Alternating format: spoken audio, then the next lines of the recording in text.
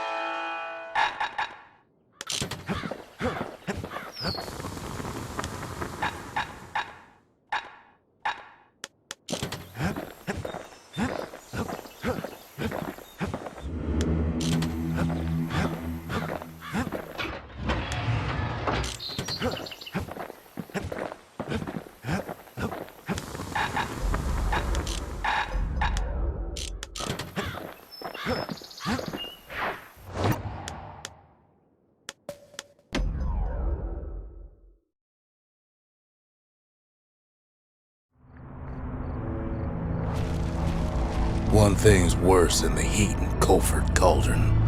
The smell, like rotten eggs. Best to keep out of the cauldron. The cauldron boiled over some 300 years ago. They say it filled the skies with ash and the lakes with molten rock. If you wanted to survive something like that, you had to learn to adapt.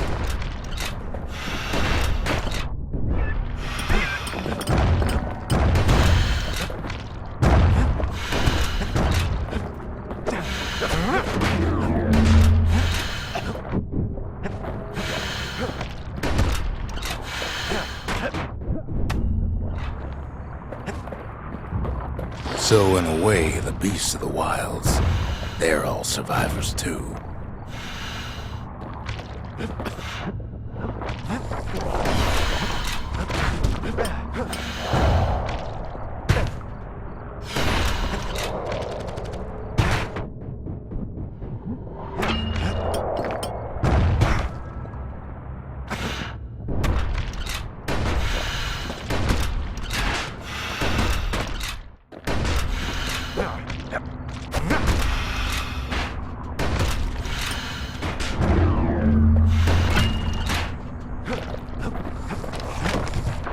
It takes a certain stubborn pride to keep on living in a place like this.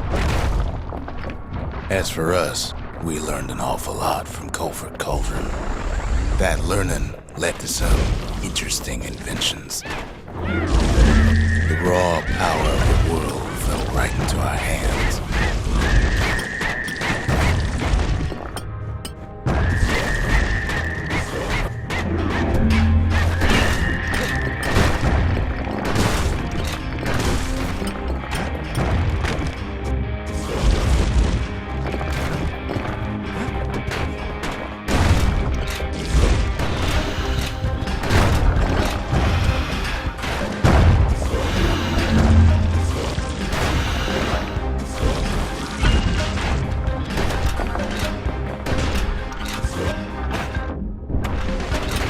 It's awful hot in there. Can't fault our people for their natural curiosity now, can you?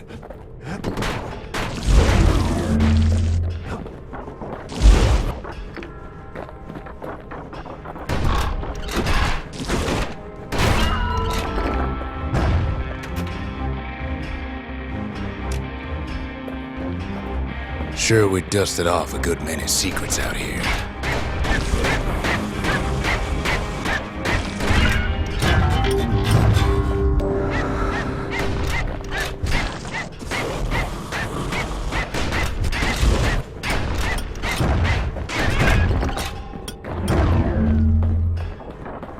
But we discovered other things we're better off not knowing.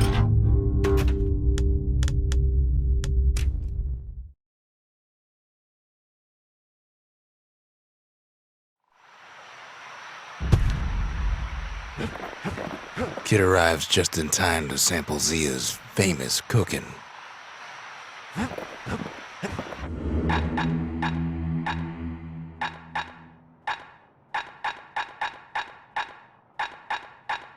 Oleg.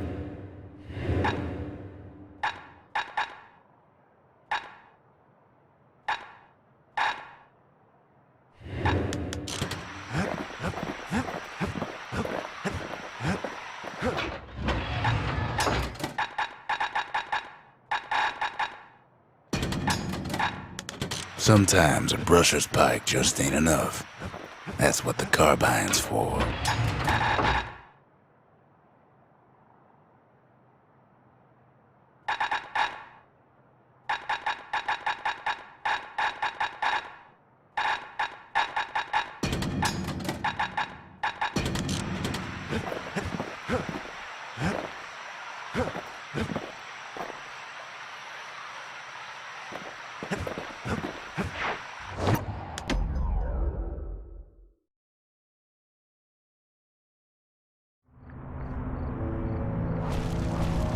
One thing's worse than the heat in Colford Cauldron. The smell. Like rotten eggs. Best to keep out of the cauldron. The cauldron boiled over some 300 years ago. They say it filled the skies with ash and the lakes with molten rock. If you wanted to survive something like that, you had to learn to adapt.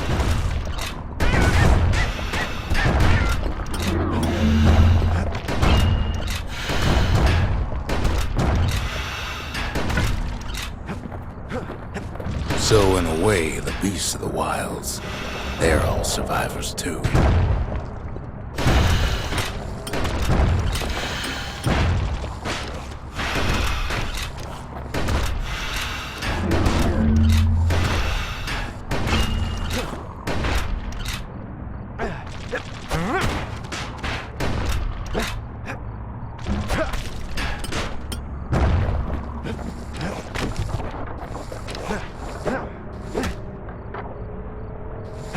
It takes a certain stubborn pride to keep on living in a place like this. As for us, we learned an awful lot from Colford Cauldron.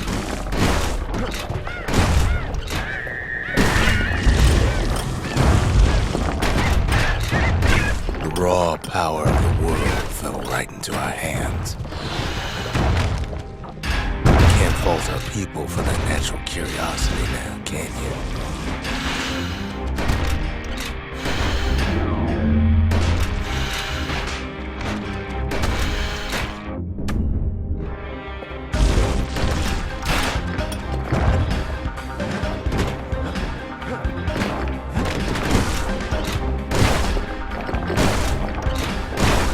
Playing with the cauldron's fires became an addiction. Sure, we dusted off a good many secrets out here.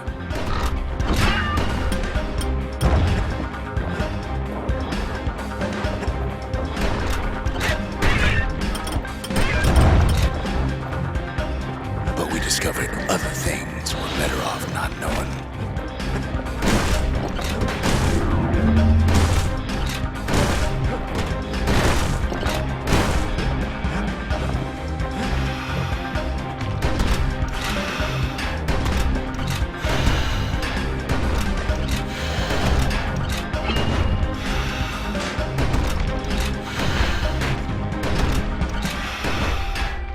The unforgiving scent of sulfurous dirt.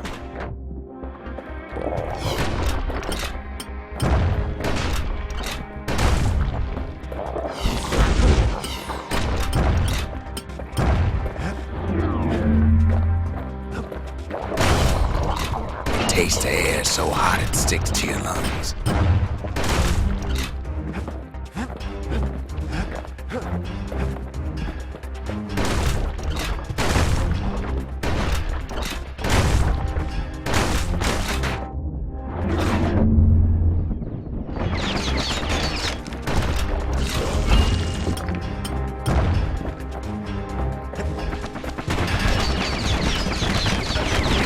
All sorts of awful things crawling underfoot.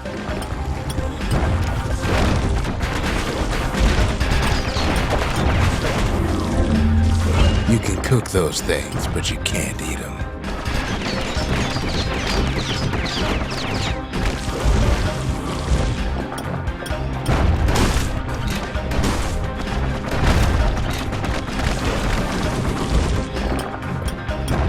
Never thought we'd find so much life in all that ash.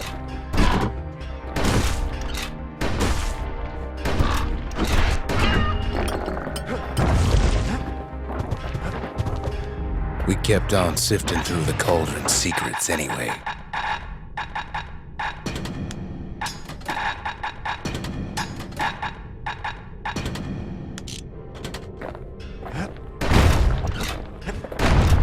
The more ash we swept aside, the more life we found. Place as inhospitable as they come.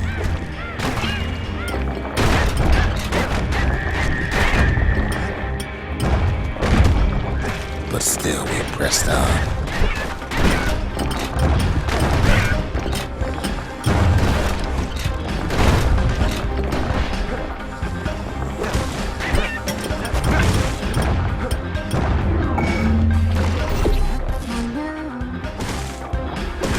After all, when we looked down inside Colford Cauldron,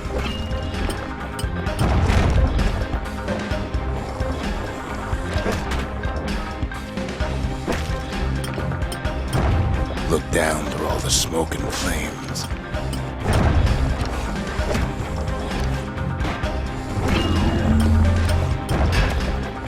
we saw in there the heart of the world, the heart now laid bare by the calamity.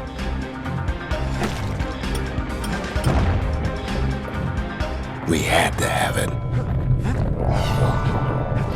As for the kid, he just has to get that shard out of there. Too bad taking that thing woke up every last stink eye from here to Charleston Bog.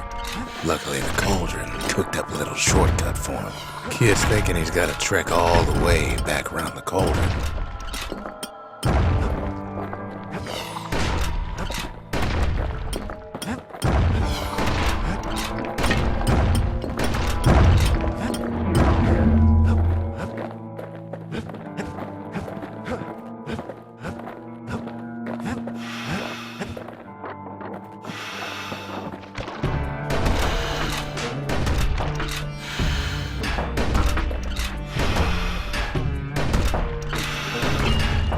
Sure, it ain't the most convenient path.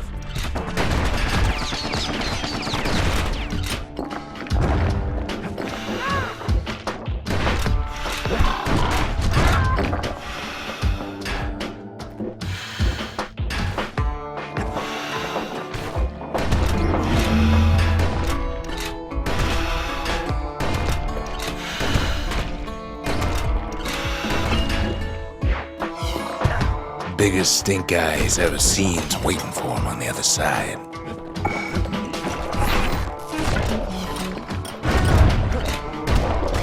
Pops open on him like a pimple on a school day.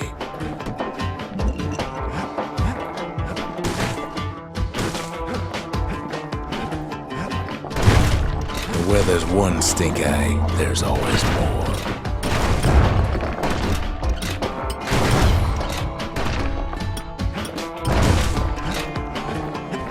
Cauldron's tenants all gather up to bid the kid a fond farewell. Kid don't shed any tears for him, though.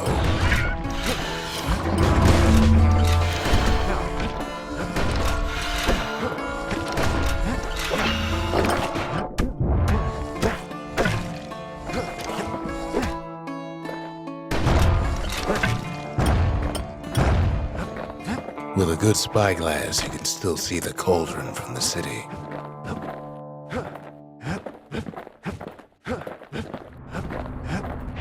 But all the fires died out. There's nothing left of it.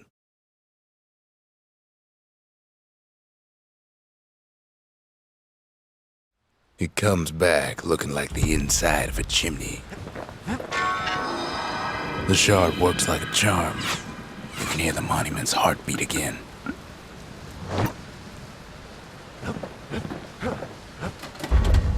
The arsenal's complete, in case we need protection. They said the wild could never be tamed.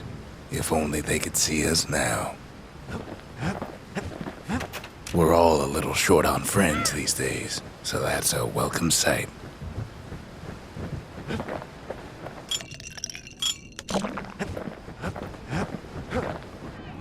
The marshals kept the city's peace. They can rest easy now.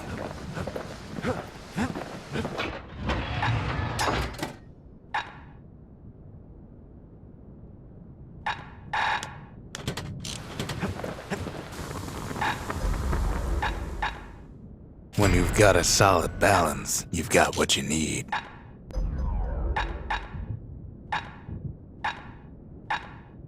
At least it won't get cold round here with that thing around. On the inside, a fire bellows ain't nothing like its more popular air-spitting cousin. He put some finishing touches on the business end of that thing. We spotted a pecker carrying a shard to Mount Zan.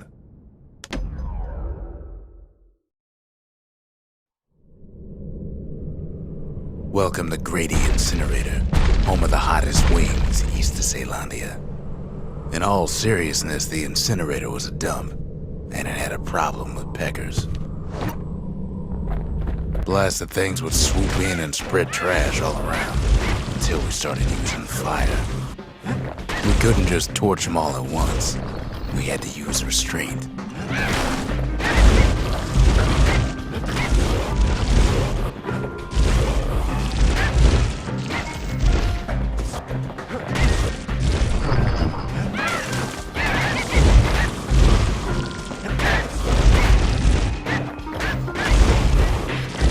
Keeping the incinerator clean was a paying job, but not a pleasant one.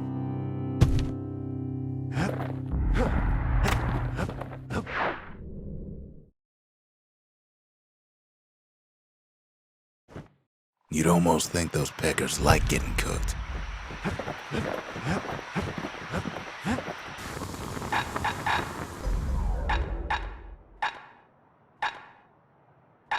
Points just don't get any sharper than that. Without an insulated air intake, that thing's liable to blow up on you. Not much left of Mount Zan nowadays. It's like a cross between a zoo and a prison break.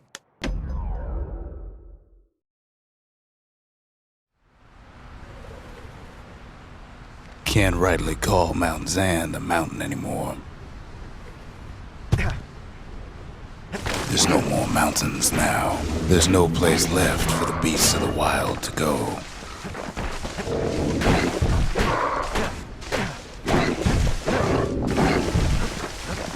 Good thing for those beasts the Calamity saved leftovers.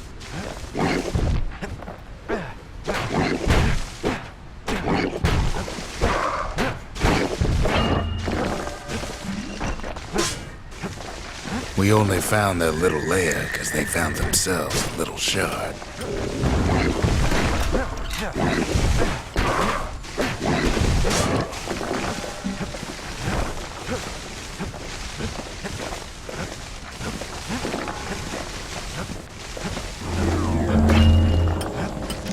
The creatures of the wild, they've been building a bastion of their own. But they ain't yet prepared for any company. They even drag their children into this.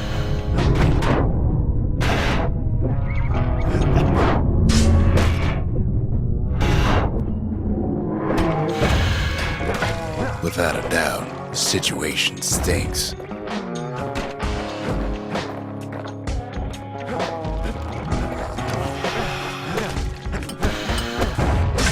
Best thing we can do for those beasts right now is put them down quick and clean.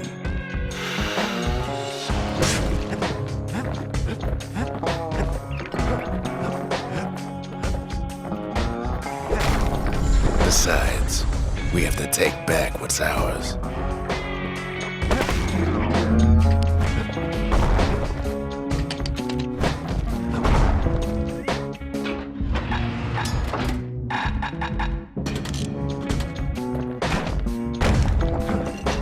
What the city left behind, those beasts took for themselves.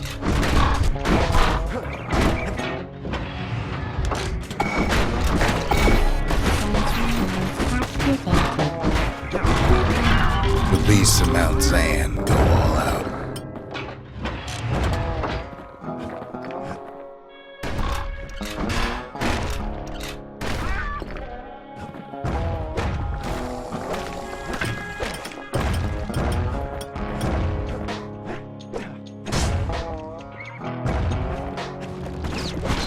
Look at it this way. It's either them or us. But if we win, they win too.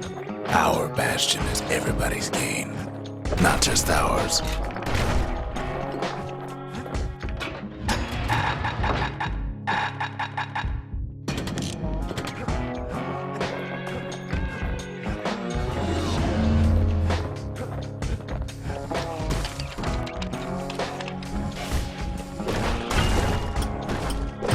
Unfortunately, there's no explaining that to a simple beast.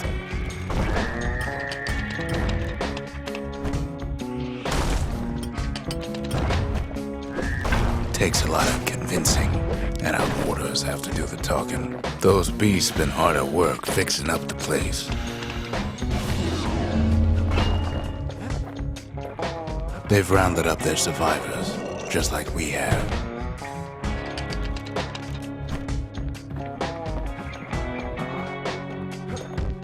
They've been searching for cores and shards, just like we have.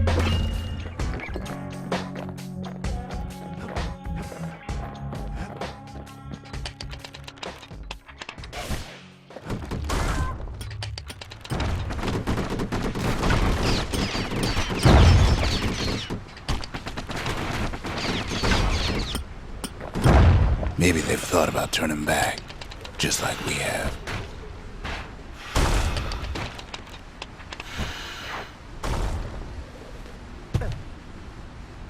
We just really need their shard. Kid got it fair and square.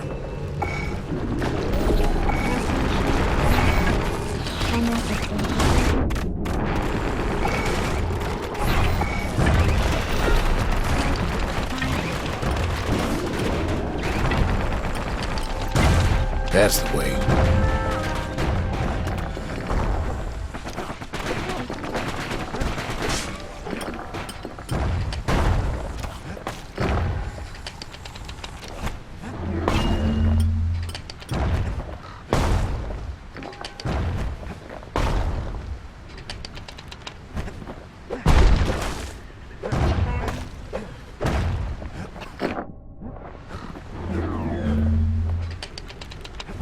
He's done what's best for him, don't you worry. Don't you worry.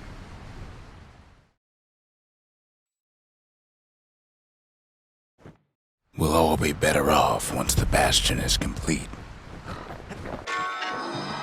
The monument's getting better. Zolf sure did a number on it, though.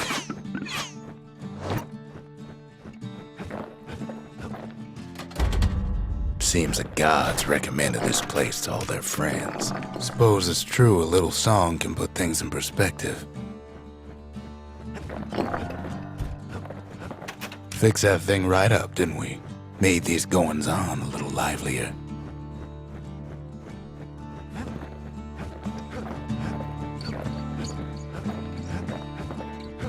Just a couple shards left. The quarry's gotta have one, right?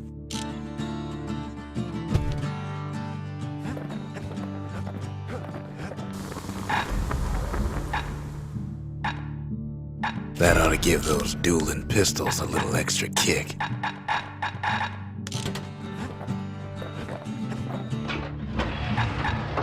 A pike and a galleon mortar. Now that's some terror from the high seas.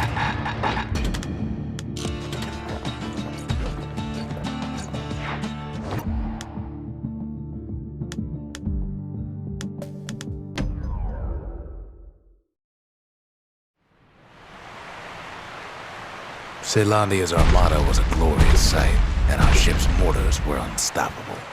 At Boundless Bay, our Navy put those mortars through a rigorous inspection.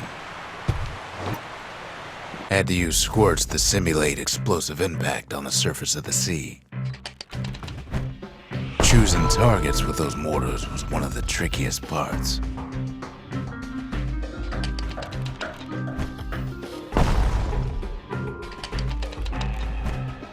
Galleon skippers needed to be patient, needed to fire at just the right times.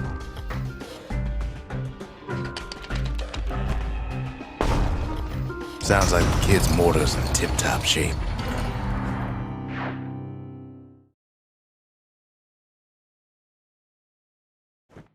Too bad about the Armada, but at least one of those mortars survived.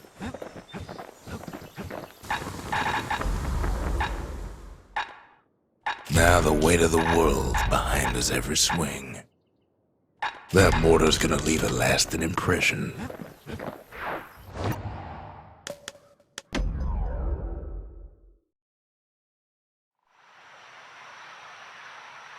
Kid pays another visit to the scrapyard for old time's sake.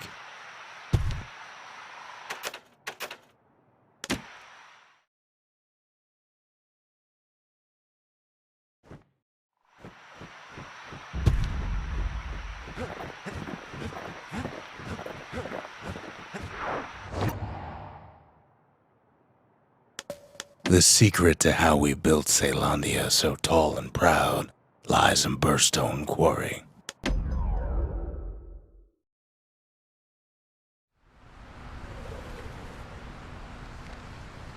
Imagine everything you'd need to build a city like Caelondia.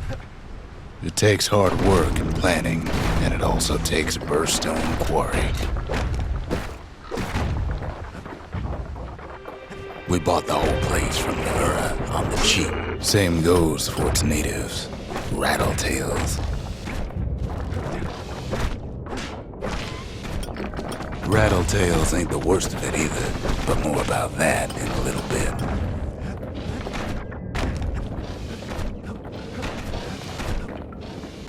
The quarry came with a lifetime supply of windbags. Windbags smaller than the naked eye can see are nesting in these rocks.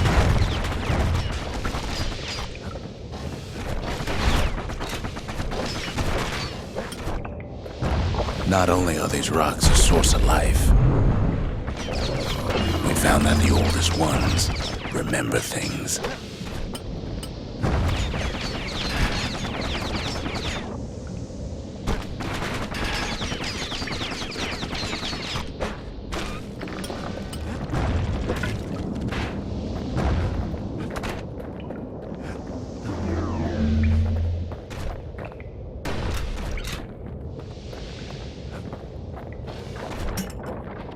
They're recording everything, all the time, taking it all in.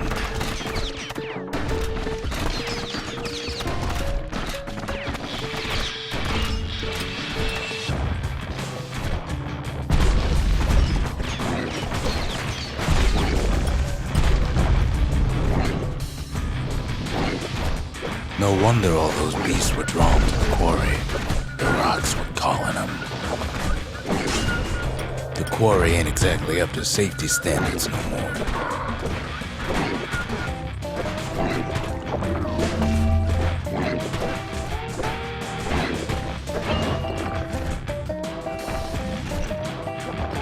Keeping the quarry free from pests turned out to be a problem. Rattletails kept tunneling in to snack on windbags. Windbags tended to the rocks, so we had to keep the Rattletails at bay.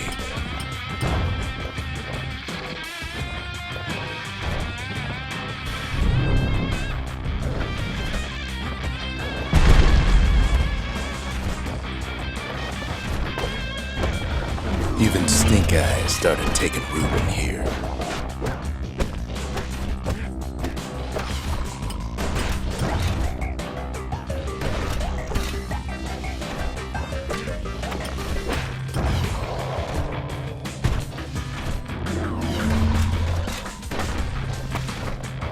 Rattletails filled the place with holes.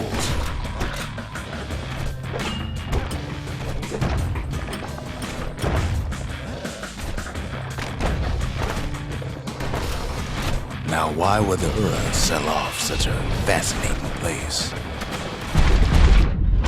Might be the gods told them the quarry's bad news. The Ura always were a superstitious lot.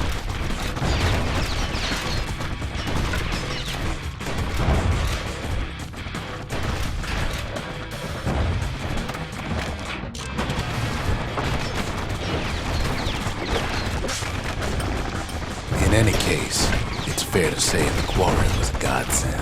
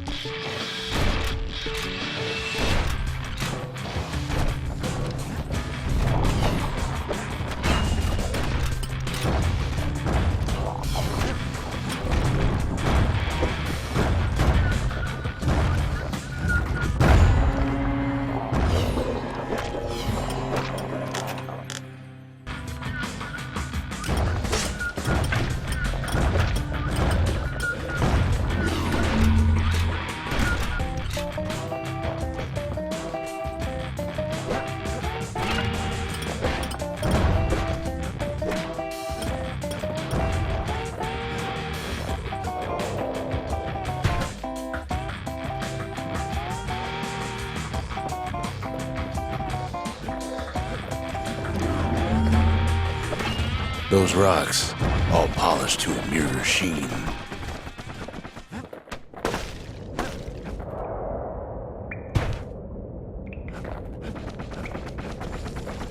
The largest ones, you know as cores. A single core could keep the lights on in an entire city district.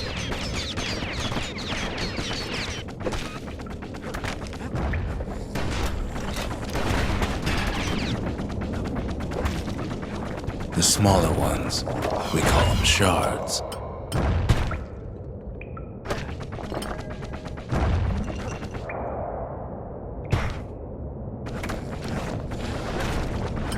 The shards got a fraction of a core's power, enough to fuel a voyage to the motherland.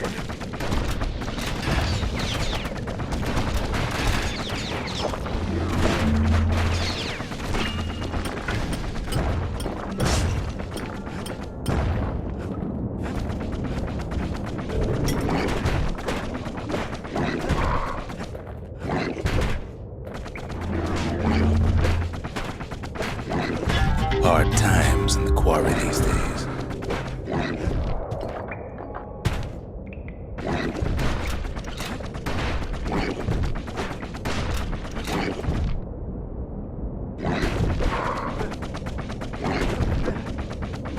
Well, now the quarry's all dried up. These rocks are much too young to be of use.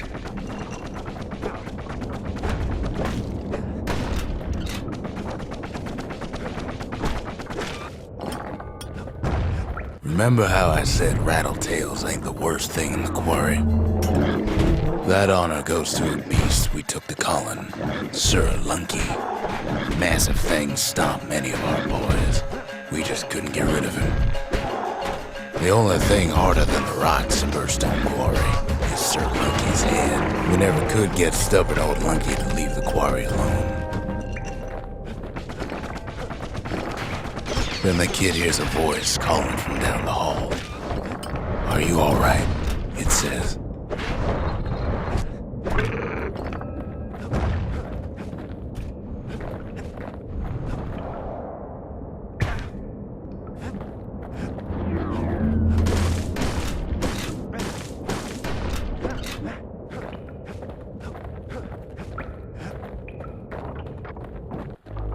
It's him. "I've come to warn you," he says. "The Bastion is under siege. Let it fall. You should not go back." Kid hears him, but he ain't about to be deterred. "If that's the way it is," he says, "then I won't stop you. Because my countrymen will." The next part's hard to talk about, no matter how many times I try.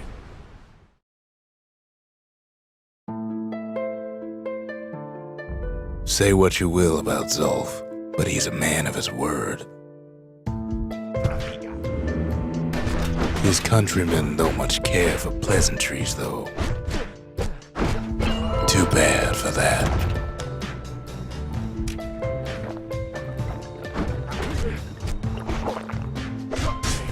Zulf showed him the way here, and here they came to take revenge. They got inside the Bastion and shut the door. Kid's gotta go in through the back. Should have seen this coming. Felt it in my bones.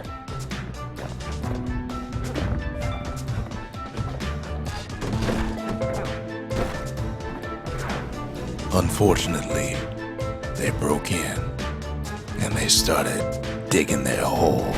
Something wrong sprung out of those holes, and it's eating away at this place. We tried to stop them, but we needed help.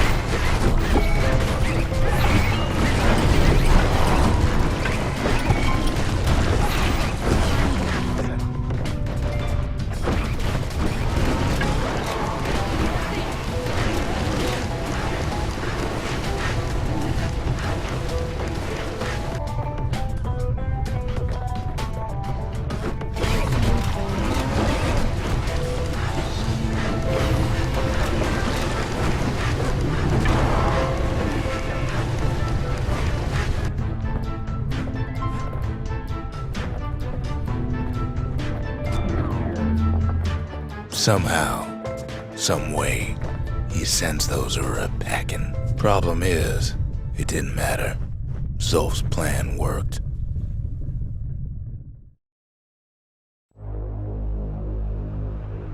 We find each other as the dust settles. Then I tell him why the Ura came. To get us back. For the calamity. It was Caelondia's master plan to wipe the Ura out. But part of that plan backfired, didn't it? If only Zulf knew the whole story. What were we to think? They must have got her, taken her back to her rightful home. The shards can put this disease in remission, but there's only one cure. We need to finish what we started. We need an awful big lost and found under the circumstances.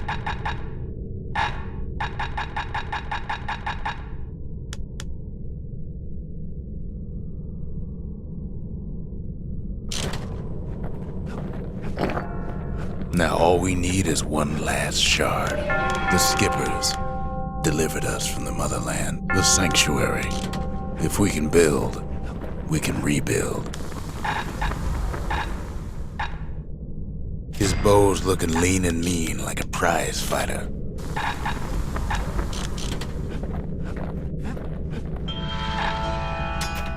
It wasn't fixed, it was unbroken.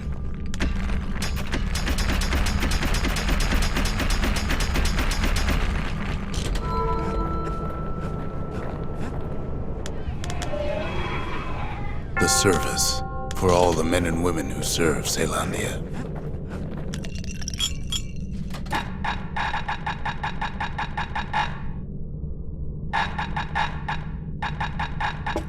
Life wine so rich, they say it's brought men back from the brink for one last taste.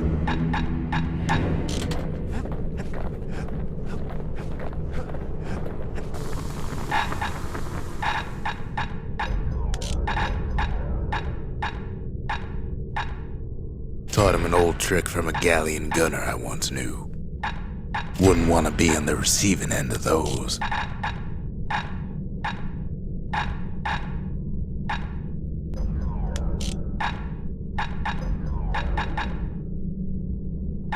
Toughest thing about using that gas can is keeping a grip on it. A solid frame can put an extra sting in every slice.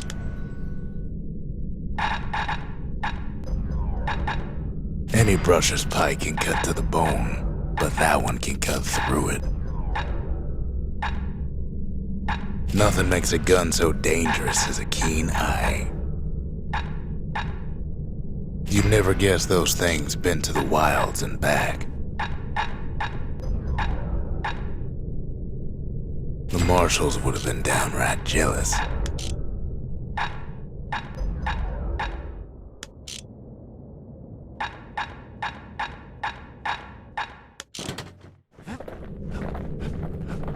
The Ura swooped down from the east. At least now we know the way.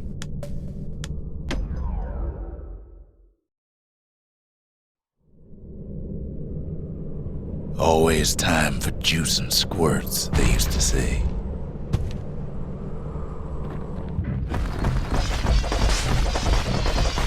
At least the little fellas can't feel a thing.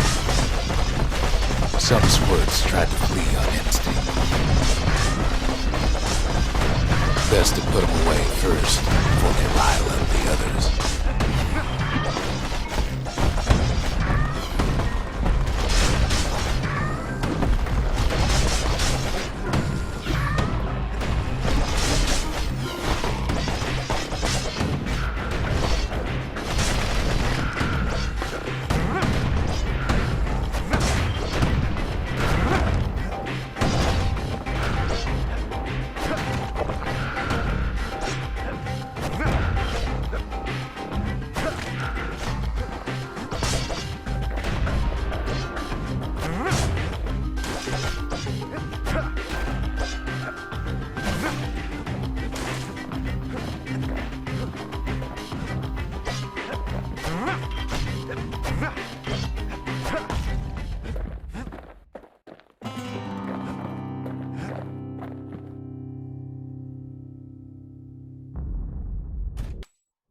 The ranch was always looking for good help.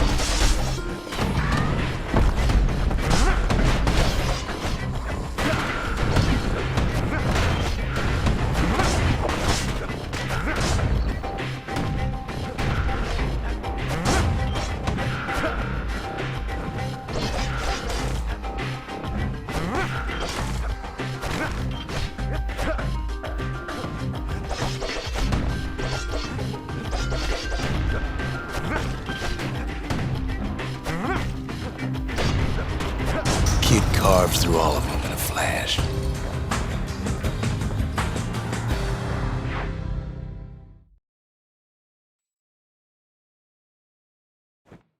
Well, the kid's gone and struck terror in the hearts of squirts everywhere.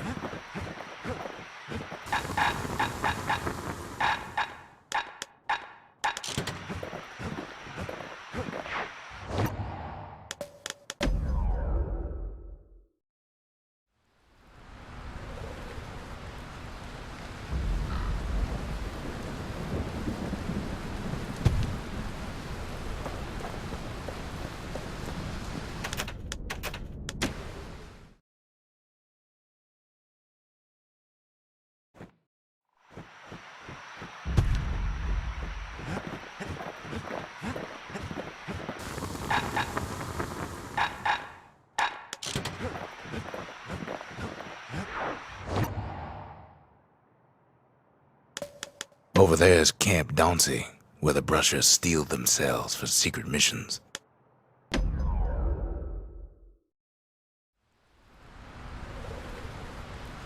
The brushers were Celandia's field agents, and their training was harsh.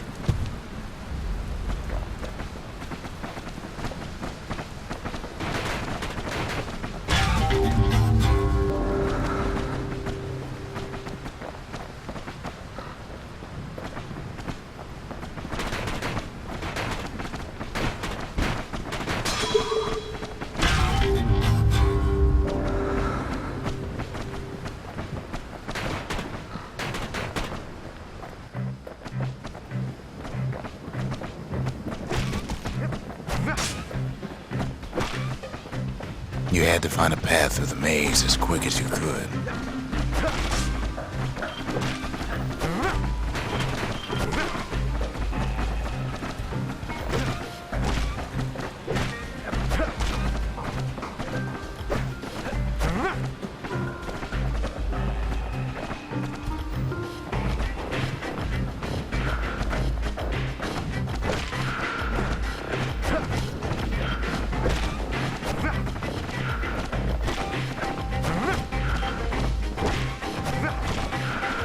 One well-placed throw could take out several of those ugly critters.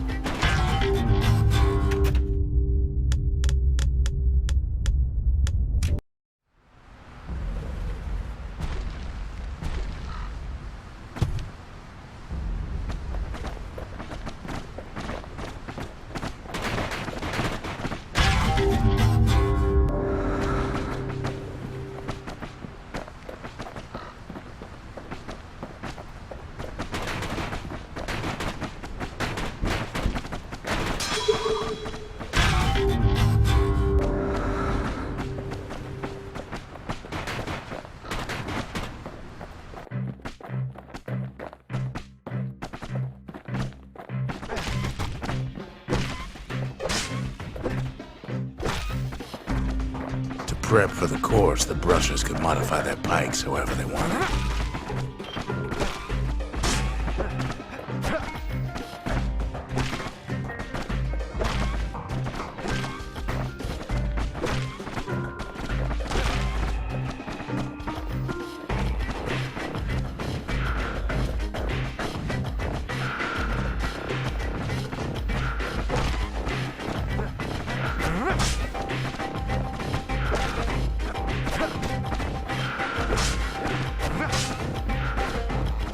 There wasn't time to squash every pincushion, just the ones in the way.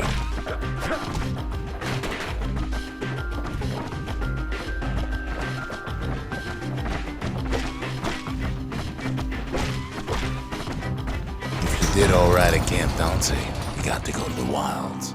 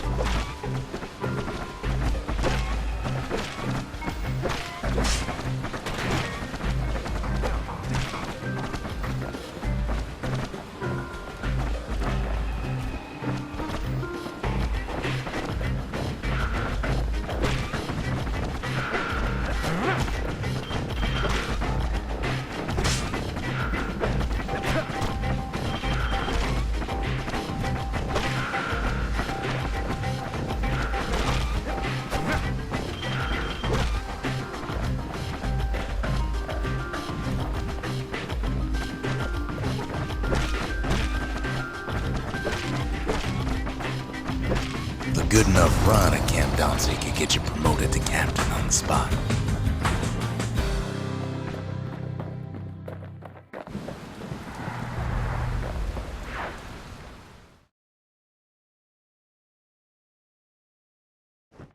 The wilds ain't so scary now, are they?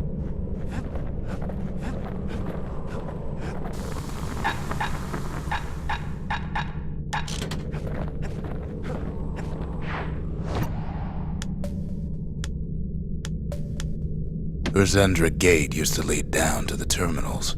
Now it leads up to the stars.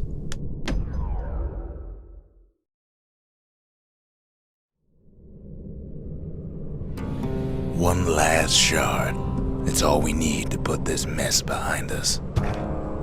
And mother, what a mess it is. A mess like that could have only been made by hand.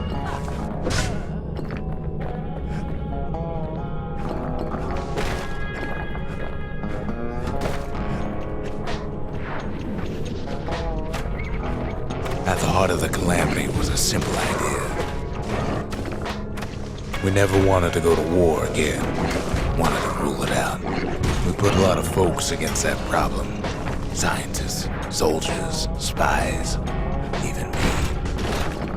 We traveled near as far as the kid's going right now.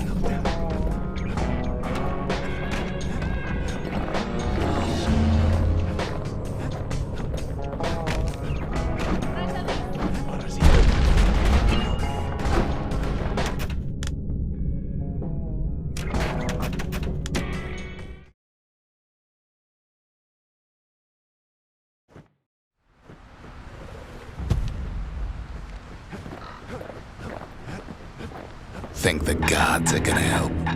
Lemaine.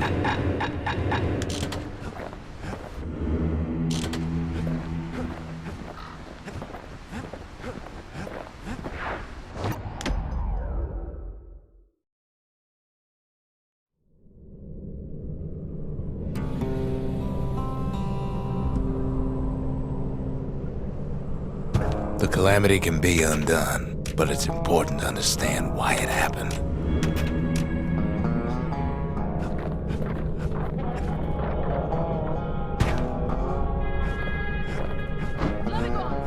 Zolf said the calamity failed, and he's right. The Ura stand as living proof of that.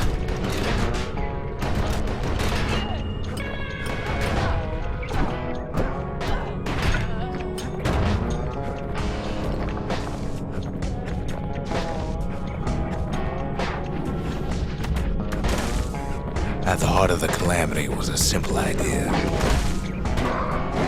We never wanted to go to war again. Wanted to rule it out. We put a lot of folks against that problem. Scientists, soldiers, spies, even me. We traveled near as far as the kid's going right now.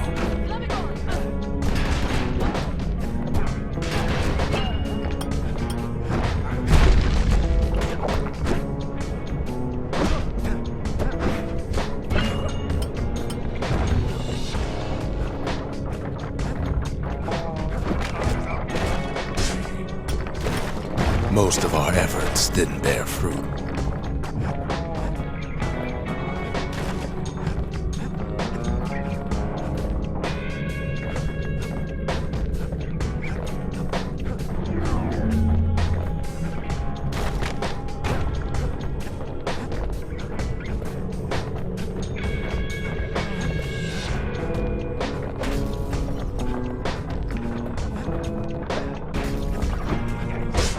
Then there was a breakthrough, but it didn't come from one of our people.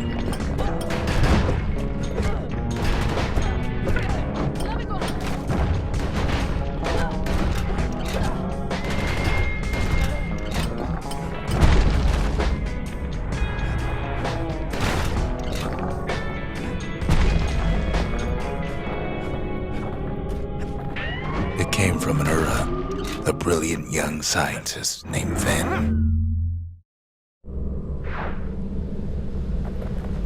Then worked for the Mancers, the sharpest knives in the city's drawer.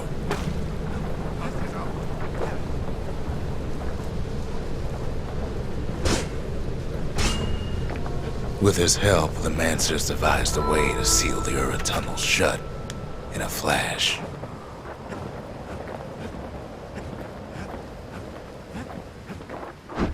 Just like that, every last Ura living in the Tassel terminals will be gone.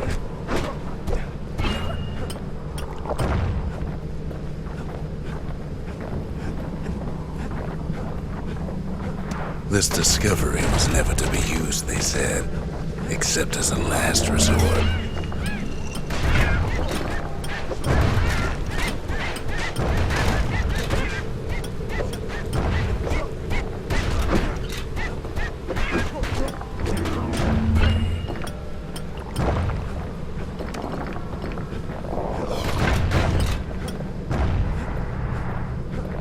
We're lucky to be alive. But Ven didn't like being manipulated. He had plans of his own. He sabotaged the Mancers' little science project, set it to blow up in their faces.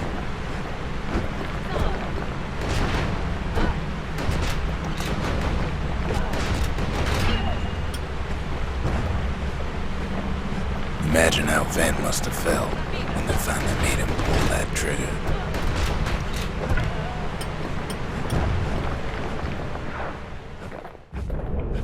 But remember, the Bastion can fix everything.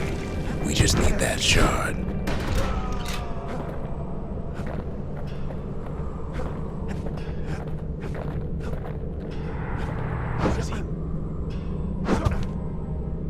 Too bad the Ura ain't exactly been willing to collaborate on that front.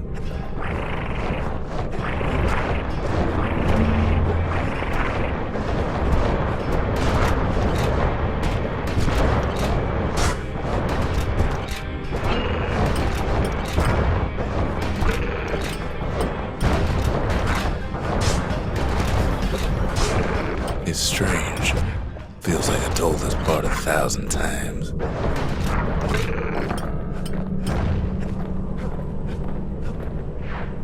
First things first, though. There's someone we figured needed rescuing. Zia.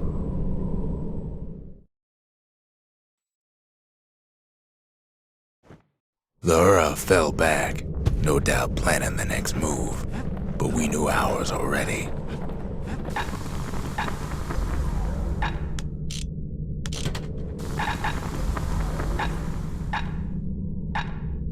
Takes a careful touch to rattle those bones like that.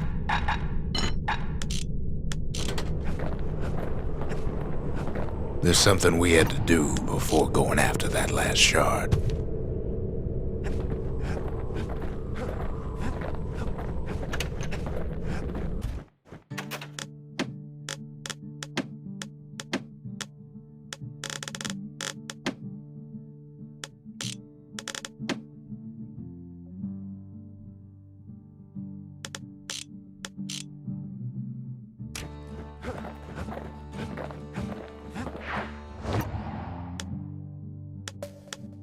Zoltan's Hollow is the Ura's border blockade. At least it used to be.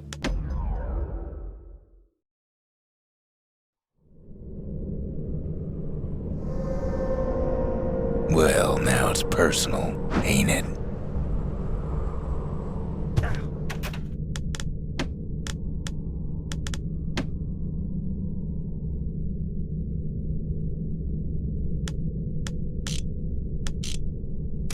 It's personal for him, and it's personal for me.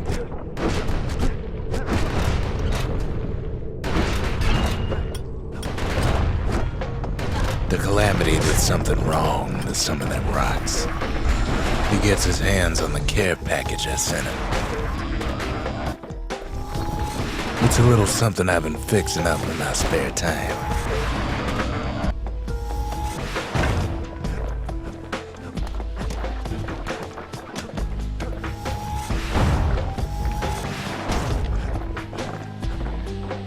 They got their own security and everything.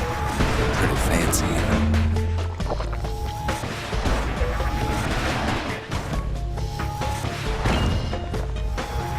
Still, they ain't used to having visitors around.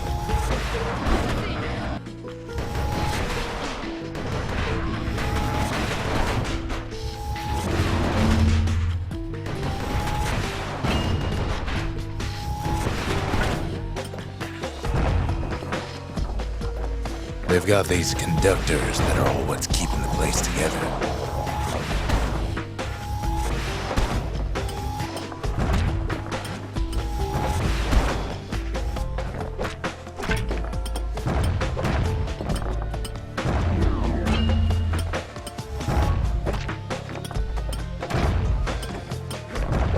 Break enough of those things and the calamity rocks slink back into the ground.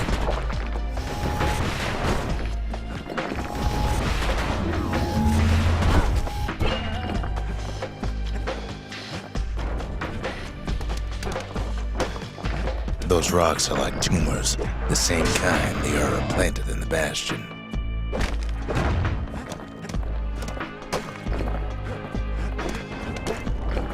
Well, the Ura must be in a panic right about now.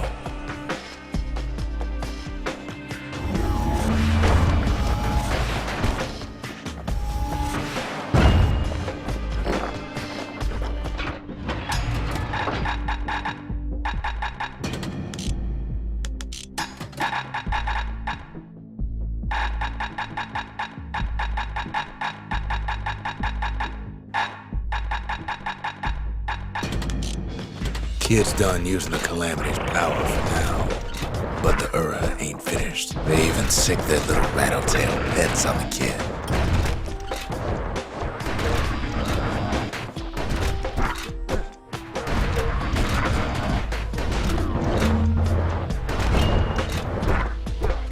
Those rodents are just a bump in the road.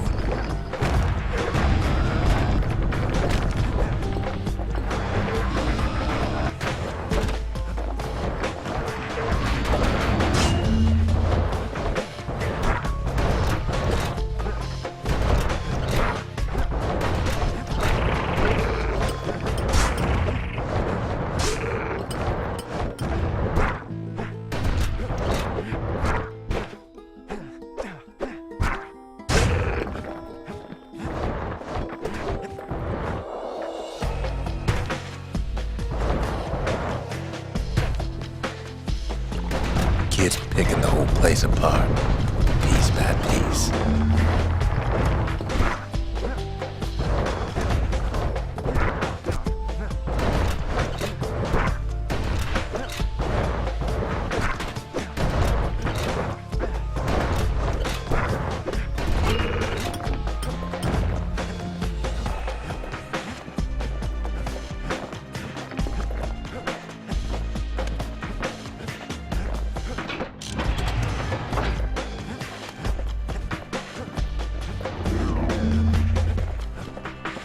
By now, every Ura from here to the terminals must know he's in town.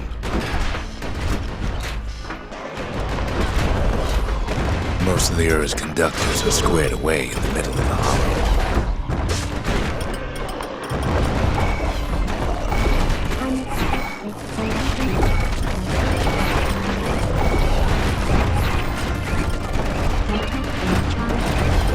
Those calamity rocks must be eating that place apart from the inside. The Ura ain't pulling their punches.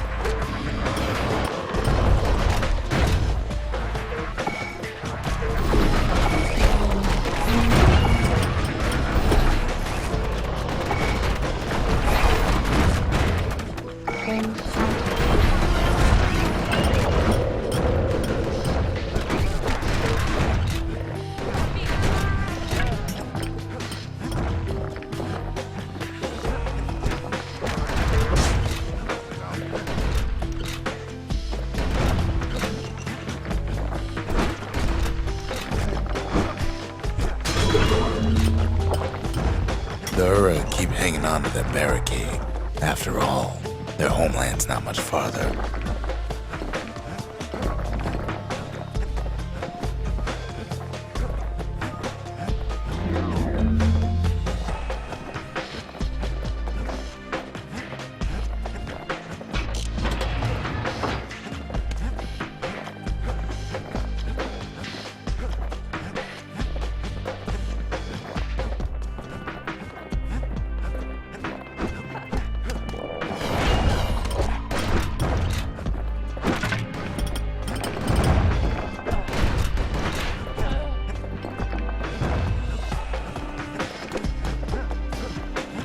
Some of them are downright bewildered by what's happening.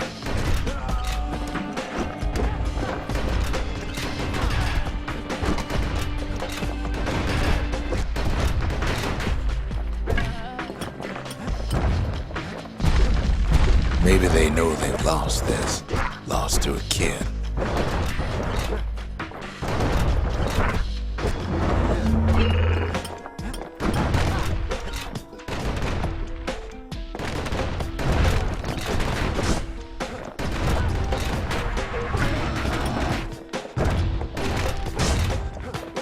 They underestimated us, had us pegged all wrong.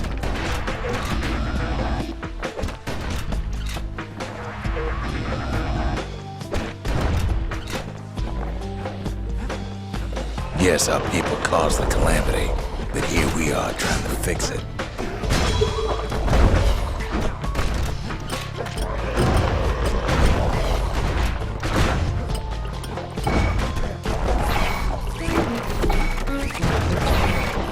Did the Ura really think we'd just turn around and walk away? Shame the opportunity for civilized discourse is over.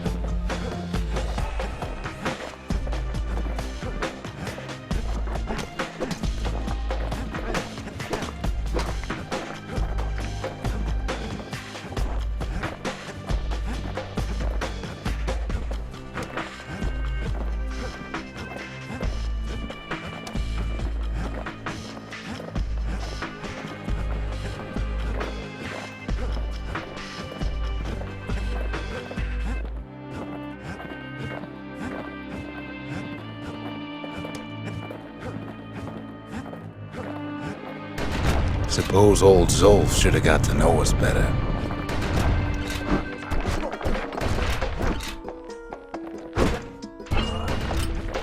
Maybe I should have trusted him, told him everything I knew.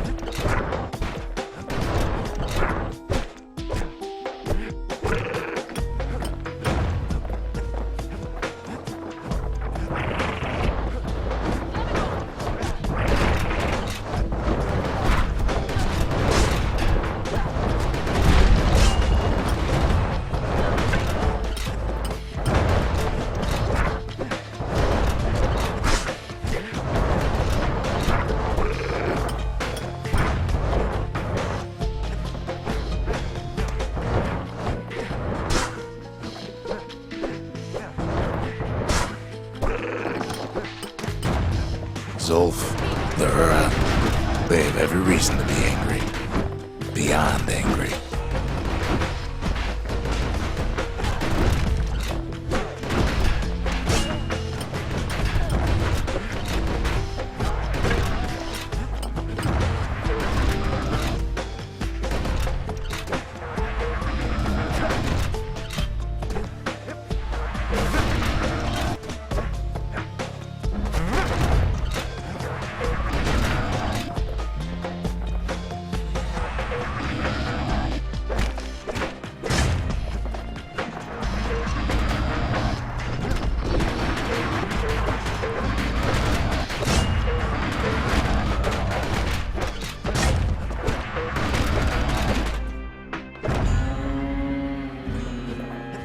But when this is all over, it'll all be water under the bridge. As the hour grows desperate, the Ura bring out their big guns.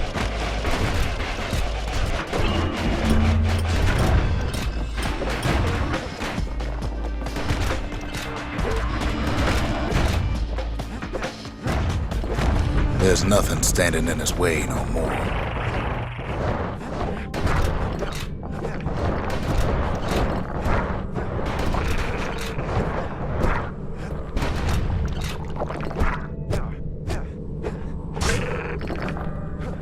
Way out there on the edge of the world, That's where he finally finds you. But it ain't like Prosper Bluff this time. Ain't nothing for this gal to sing about now. Zia, you weren't kidnapped. No, ma'am. You just had to see what happened to the Ura. To your own people. You had to see if everything Zolf wrote to you was true. Sure you didn't drop that twangy thing on purpose? Just to see if he'd go after you? They lost everything, didn't they? But they just keep on fighting like that's gonna bring it all back.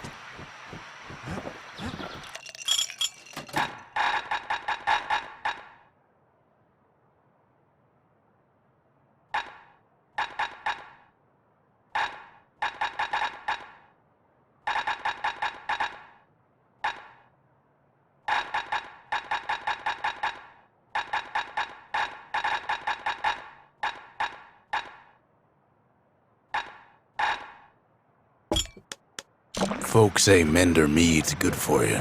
It's like an herb garden in full bloom. I don't need to see what happened to the Ura. I'm trying to undo it, remember?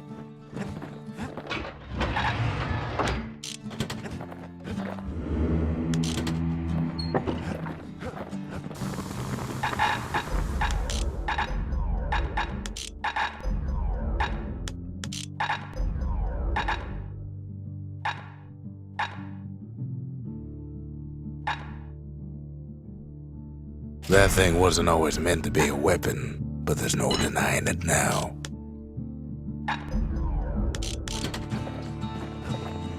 Once the kid gets that last shard from Zolf, it'll all be over.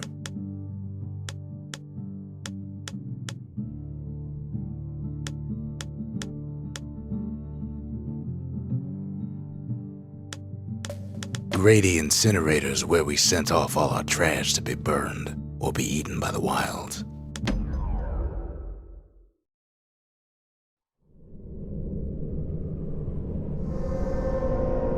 When the Ura attacked, we took it hard. And now?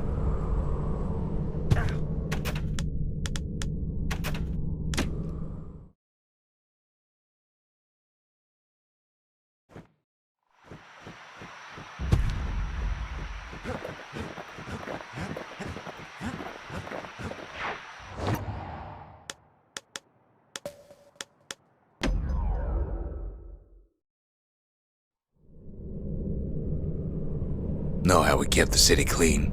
We put all our trash in Grady Incinerator.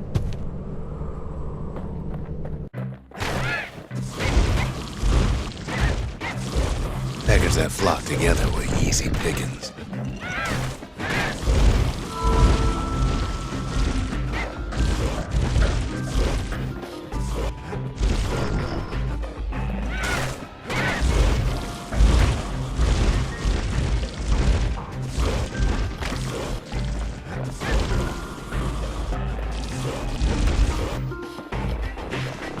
Wasn't any other way to teach those packers some respect.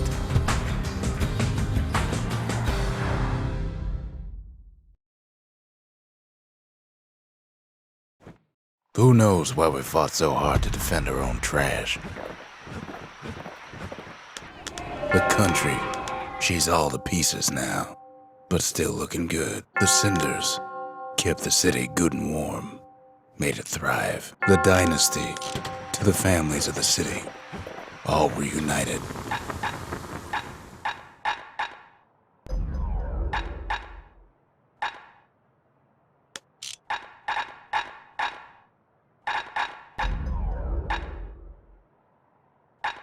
First step to learning the Calamity Cannon is knowing about the machinery overrides. Take my word for it, don't ever drop one of those.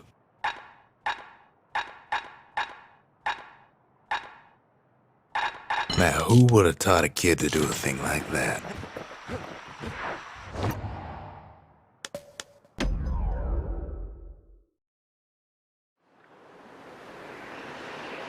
The Ura probably didn't know they were being watched from Manser Observatory. It was the perfect spot to test something no one's meant to know about. Only trouble was something about the place drove the windbags crazy.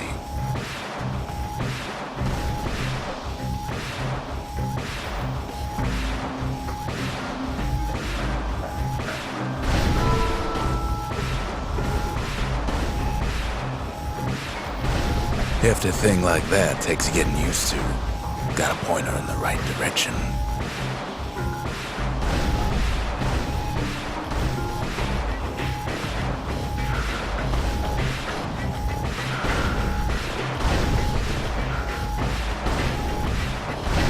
Whatever gets in her way is in the world of her, but she ain't the fastest thing.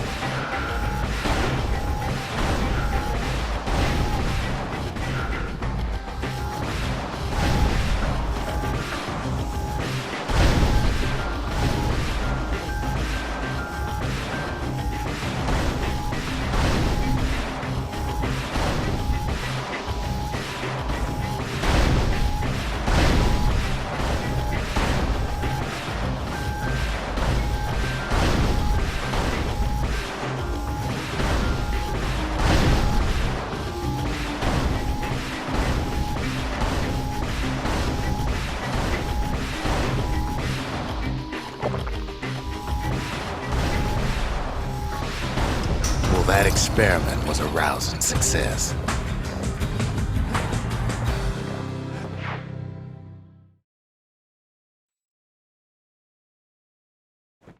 If only the Mancers could have seen the kid playing around with their favorite toy.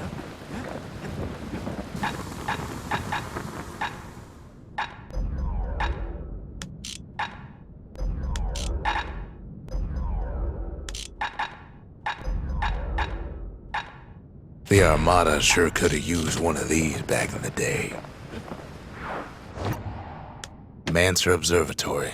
Now there's a sneaky place, overlooking the Tazlo terminals themselves. Boundless Bay used to be a weapons test and dry dock. Ain't never been this dry, though.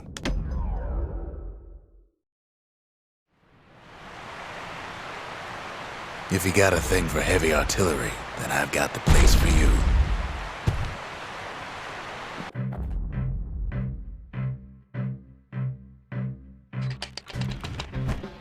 A variety of modifications could be used to enhance the power of a mortar.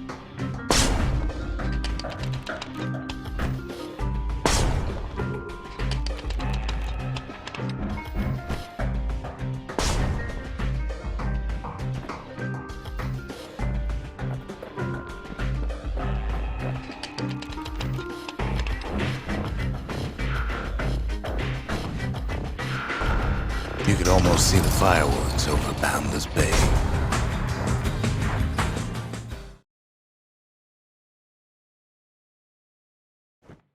Good thing we got to that mortar before the beasts of the wild learned how to use it.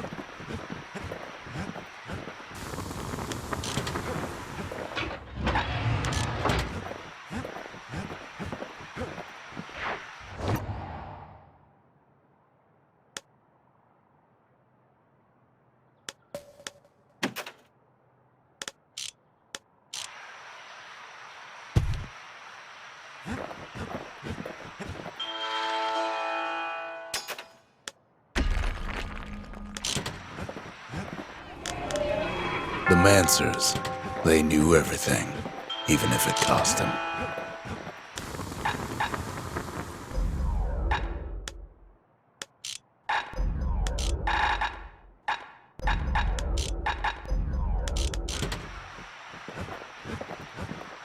Part of the rippling walls floated by, so I caught the kid's old knapsack. Poor kid collapses after just one drag.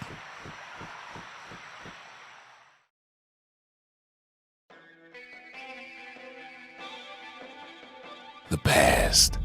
Only good thing ever come out of the past is history.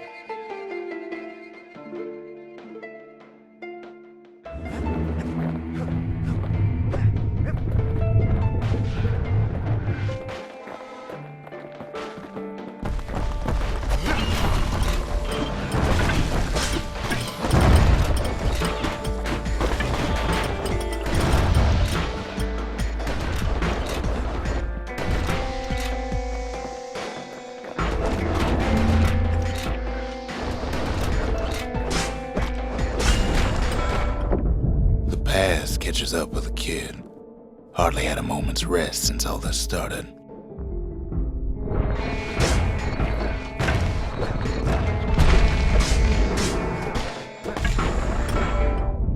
Fair to say he's led a hard life, supposing what he says in his sleep ain't no lie.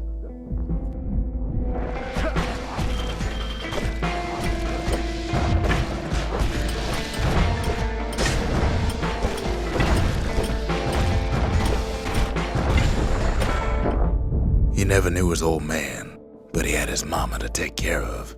Frail thing with pure white hair like his.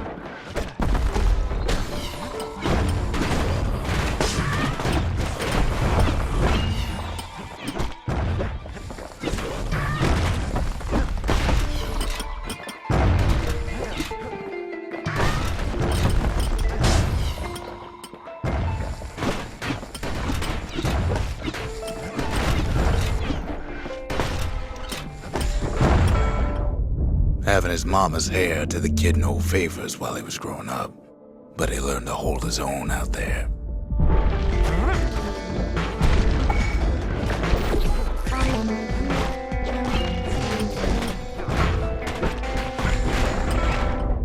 School ain't working out, so the kid signs up for a turn on the rippling walls. Make his mama some money.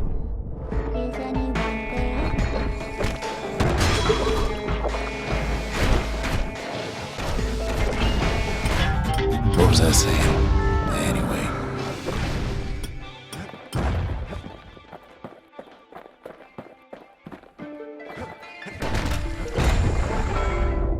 Thanks to folks like the kid, the walls kept Ceylondia safe from whatever's out there. The elements, the Ura, you name it.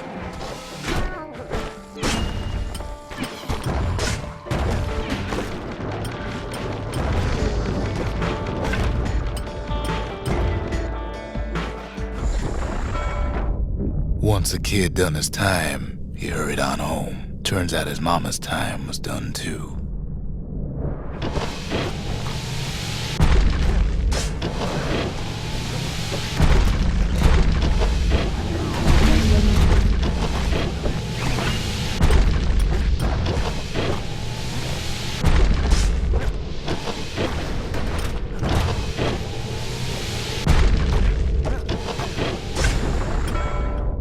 The city had nothing for him. The money he'd been sending home was nowhere to be found either.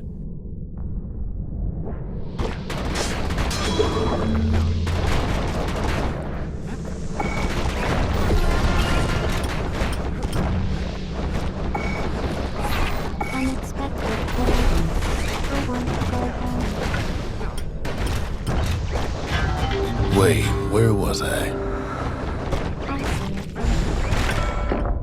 So what'd the kid do? Why, he went right on back to the walls for another 5 years.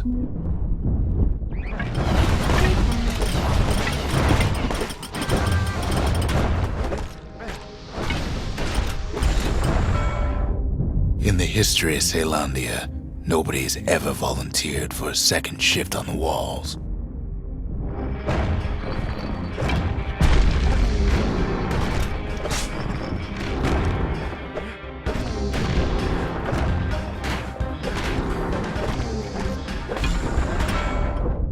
Out there, a kid learned to fend for himself, learn to build, learn to break.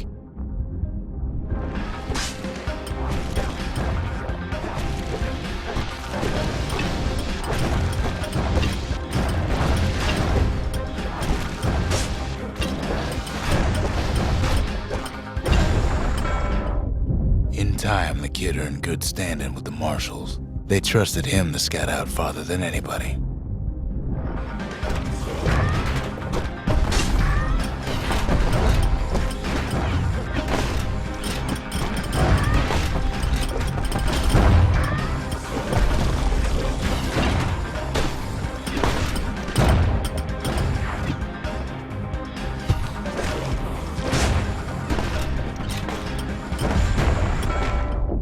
One night, on one of his expeditions, the ground beneath him shuddered, cracked, and split apart.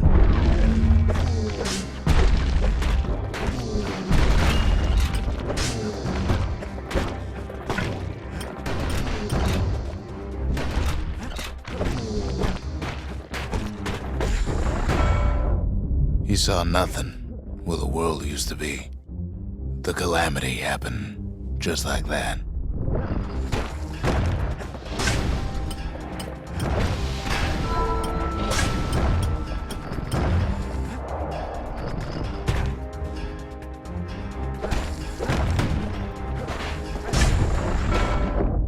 All the kid had to work with was his hammer and the clothes on his back.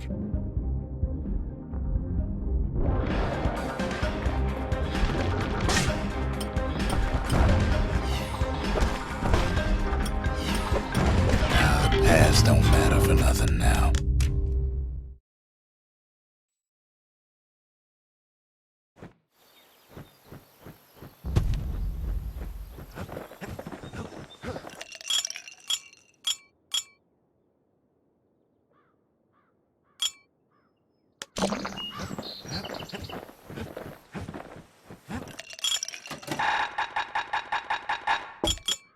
Leechade so sour it'll perk you right up when you're feeling low.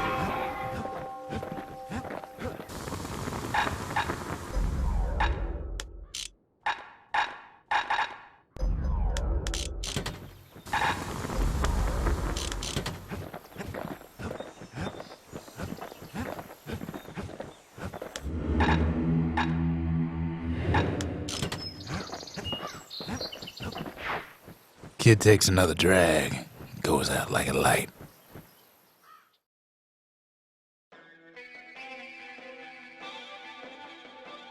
There's something you should know about the kid, but let me take it from the top.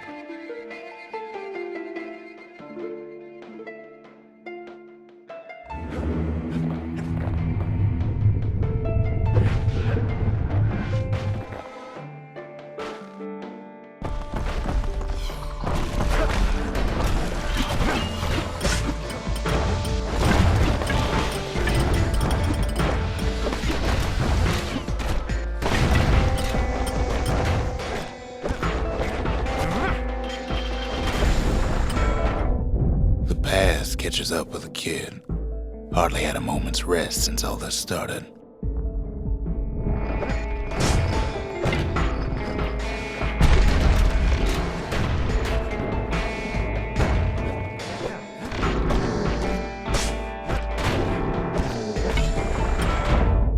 Fair to say he's led a hard life, supposing what he says in his sleep ain't no lie.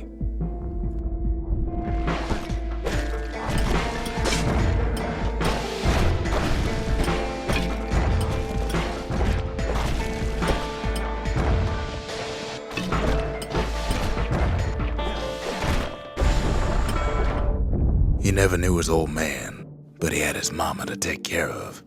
Frail thing with pure white hair like his.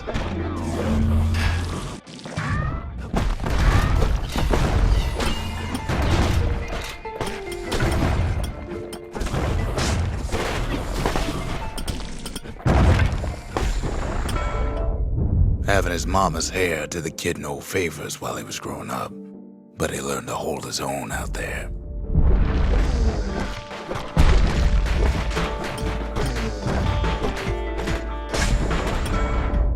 School ain't working out, so the kid signs up for a turn on the rippling walls.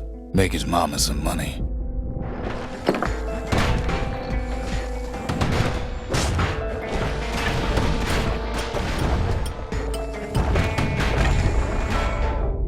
Thanks to folks like the kid, the walls kept Ceylondia safe from whatever's out there. The elements, the Ura, you name it.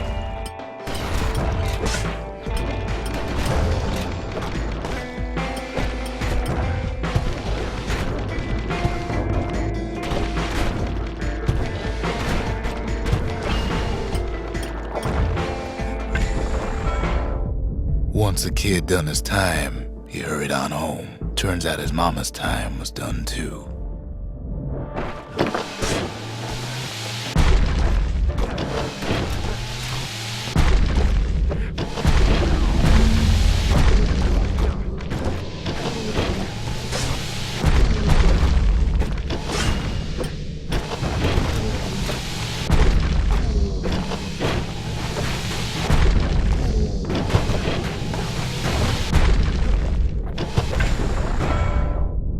city had nothing for him. The money he'd been sending home was nowhere to be found neither.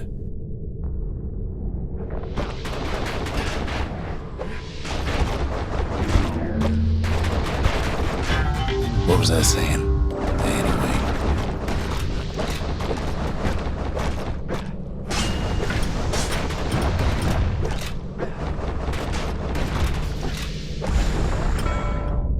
So what'd the kid do? Why, he went right on back to the walls for another 5 years.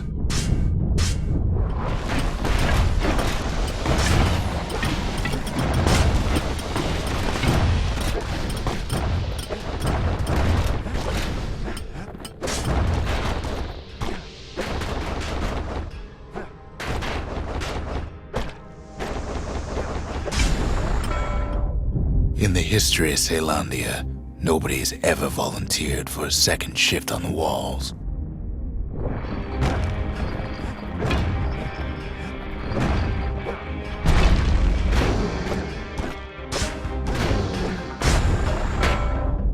Out there, kid learned to fend for himself, learn to build, learn to break.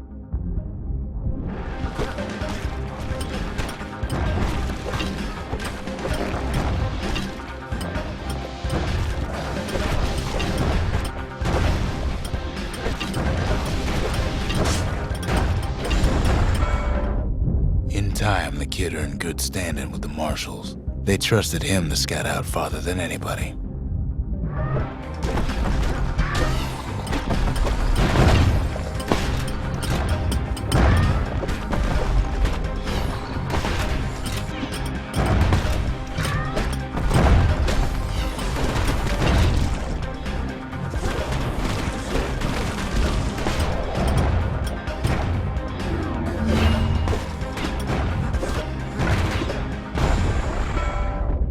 One night, on one of his expeditions, the ground beneath him shuddered, cracked, and split apart.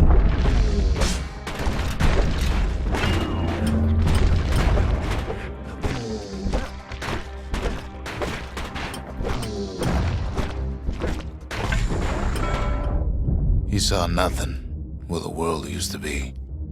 The calamity happened just like that.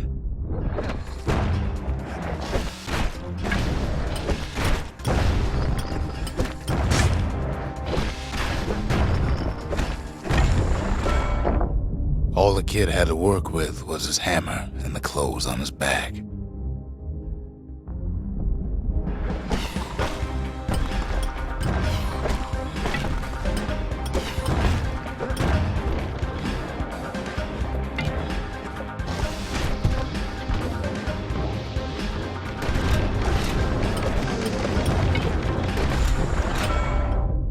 Through twisted streets, he ran with nothing but the city crest and an old stranger's voice to guide him.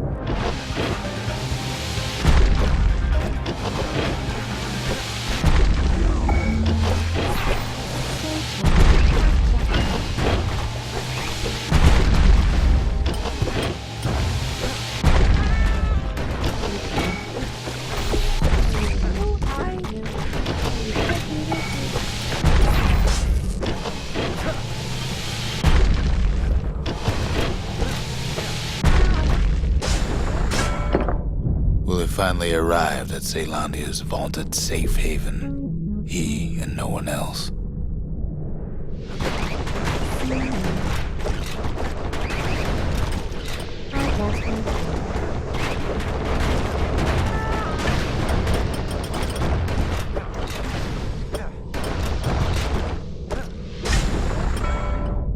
But then, all he got was more thankless work from a man who ain't even asked his name.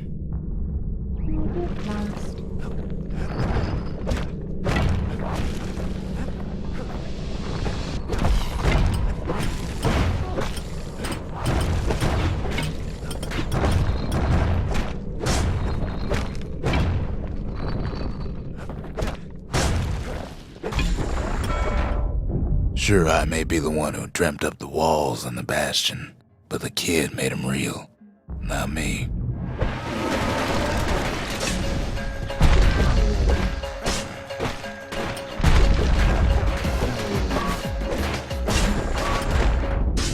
I'd like to say I'll never forget him, or what he's doing, what he's done.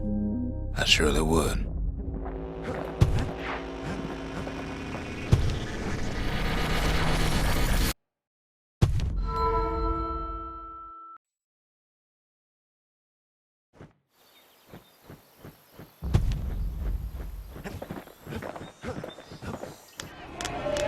The faith. Mother, this one's for you.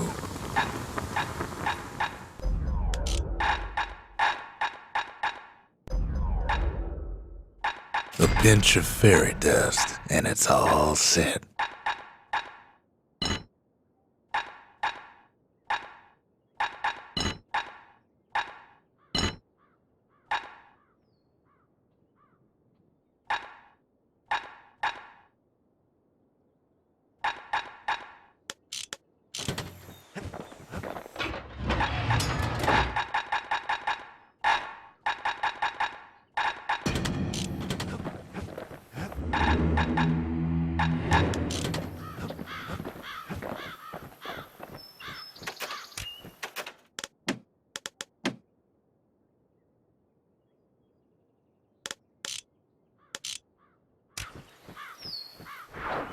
He wolfs down too much too fast, and it all goes to his head.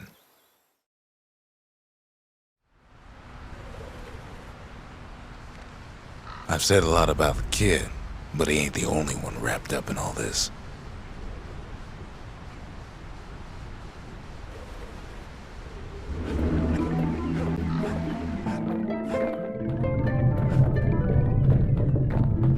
What's he thinking? Well, let me see if I got this straight. I only heard it once.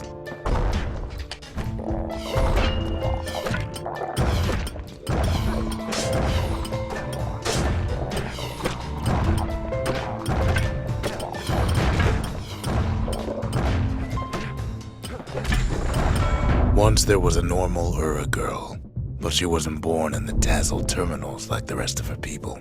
She was from Celandia.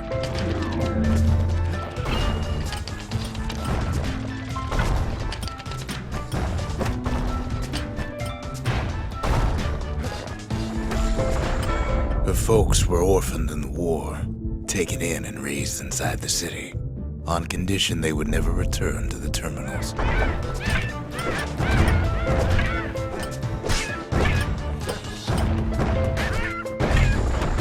Ura refugees who came into the city had to stay for life. It was a way to reduce the risk of city secrets leaking out.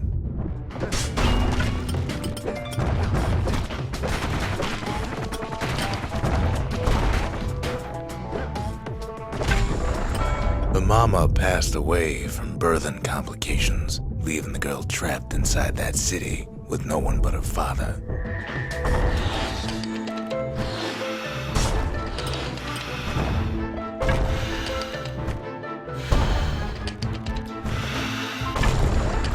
Her father was sharper than a brusher's pike, so he got a job working for the city's mancers. His daughter barely saw him.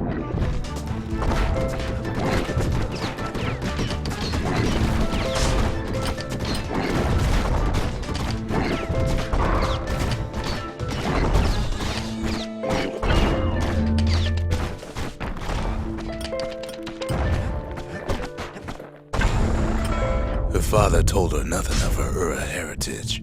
He told her nothing of the Mansers. It's for your own good, he said.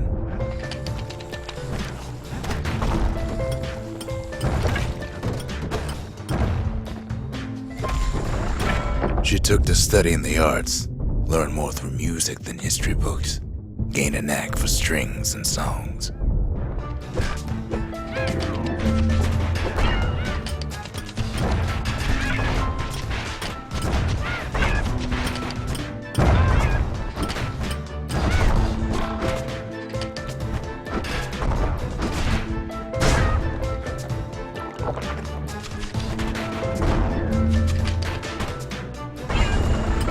At first, she tried to be like other girls, but her classmates spread word that her father was an Ura trader, selling out the city.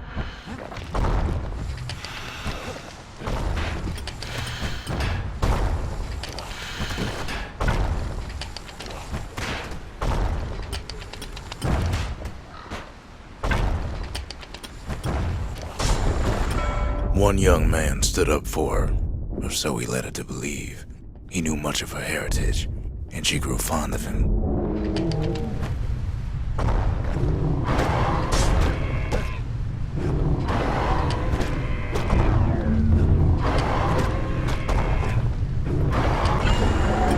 The young man convinced her to take him to her family den to meet her father. Spoke of how he wanted to meet a man from the terminals.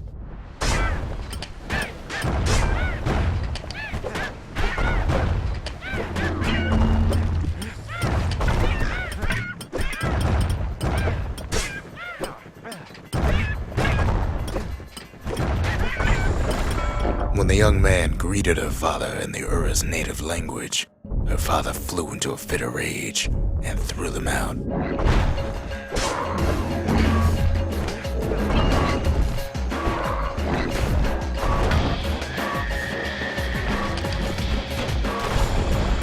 The young man never told her that the Ura's native language is not to be used by foreigners. To do so is a terrible insult.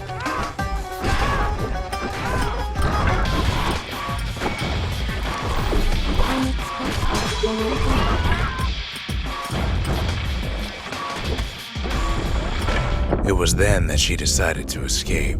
The two of them could flee the city together and go to the Tassel terminals.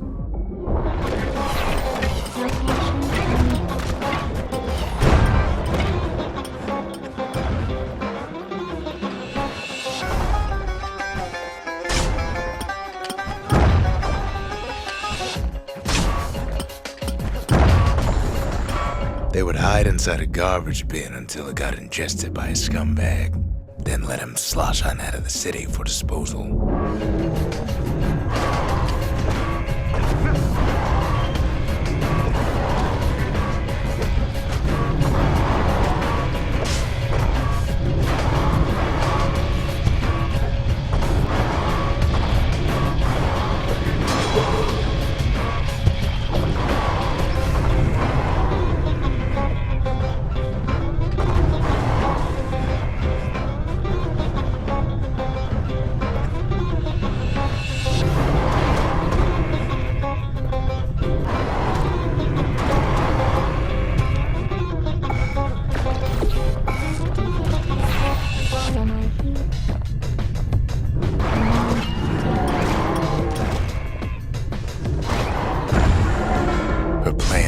Succeeded, but the authorities were already there when that scumbag sidled up to the city walls.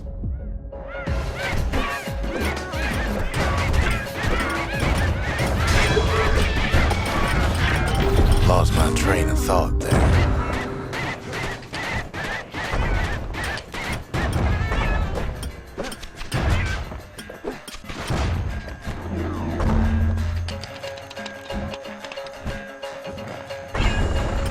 The young man had sent the authorities a tip, told him her father was using her to sell secrets to the Tassel terminals.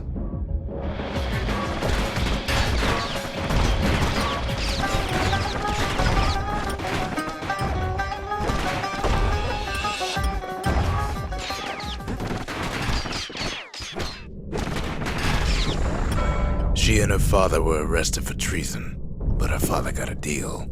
Returned to work for the Mansers, and she'd go free.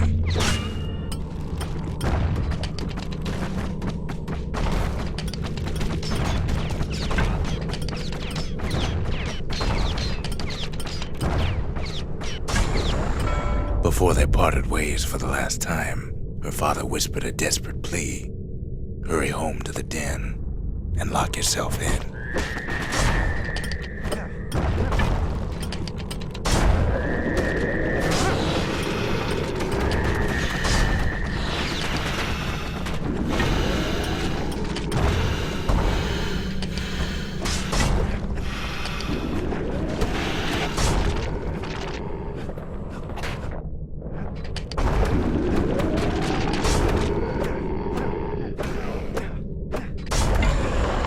She did as she was told, and deep down underground inside that den, she found a journal written in her father's hand.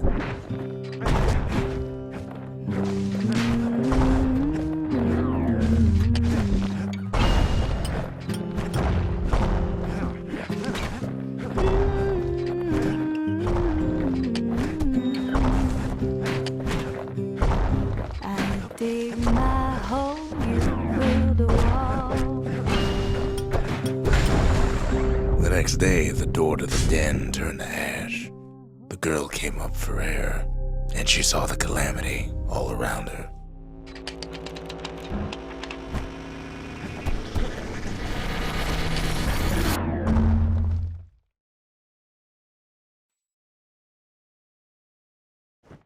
When the kid wakes up, his world's still in pieces, just the way he left it.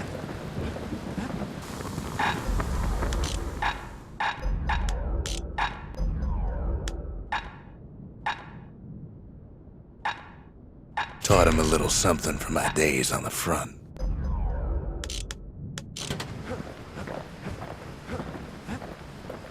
It's hard to sleep easy these days, what with everything that's happened.